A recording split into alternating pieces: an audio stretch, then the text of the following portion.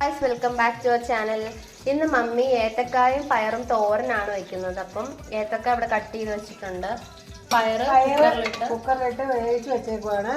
തേങ്ങ, മഞ്ഞൾപ്പൊടി, കറിവേപ്പില, വെളുത്തുള്ളി, ജീരകം, ഉള്ളി, പച്ചമുളക്, കരിവേപ്പില. അപ്പോൾ ഇത് ഉപ്പ്, ഇത്രയും സാധനങ്ങളും നമ്മൾ ചതച്ച് എടുത്ത് കടുക് പൊട്ടിച്ച് ഇടും. അത് ഞാൻ കാണിച്ചു തരാം കേട്ടോ. നേരം അരി കൊണ്ടുവന്ന് വെച്ചു.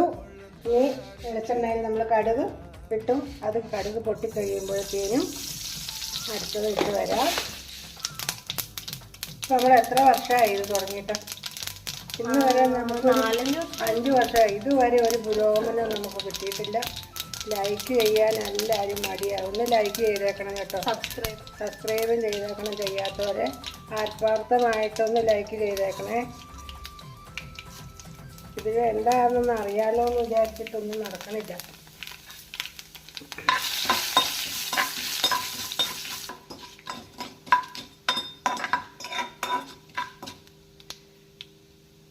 ഇനി നമുക്ക് കരിവേപ്പില ഇടാം, ഉണക്കമുളക് ഇടാം.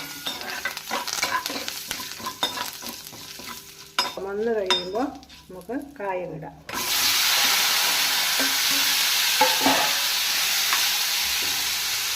പയറ് വേവിച്ചിടാം.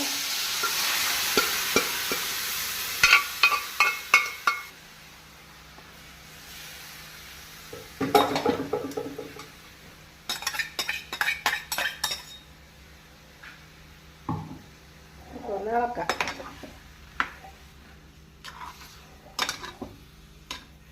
വാഴയ്ക്ക വേകാനും വഴക്ക് കൂടാനും അധികം സമയം വേണ്ടെന്നാണ് പറയണത്. അപ്പോൾ വാഴയ്ക്ക ആരും എപ്പോൾ വെച്ചാലും വെള്ളം ശകലമേ വയ്ക്കാവുള്ളൂ. പെട്ടെന്ന് ആവി കയറുമ്പോഴേ വാഴയ്ക്ക വെന്തു പോകും. ഇത് ഏത്തക്കായും വൻപയറുമാണ് കേട്ടോ. വൻപയർ എന്ന് പറഞ്ഞാൽ അറിയാവോ എന്ന് അറിയില്ല, ചുമന്ന പയർ. ഇനി ഇതൊന്ന് ആവി കയറട്ടെ. അപ്പം കായും പയറും തോരൻ റെഡിയായി കേട്ടോ. ഇതാണ്.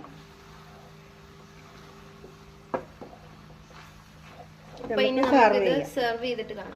അപ്പൊ ഗായ്സ്, നമ്മുടെ കായും പയറും തോരൻ ഇവിടെ റെഡി ആയിട്ടുണ്ട്. നല്ല ഭംഗിയാണ് കാണാൻ, അതുപോലെ നല്ല മണമുണ്ട്, നല്ല അടിപൊളി ടേസ്റ്റുമാണ്. അപ്പൊ എല്ലാവരും ഇത് ട്രൈ നോക്കണം.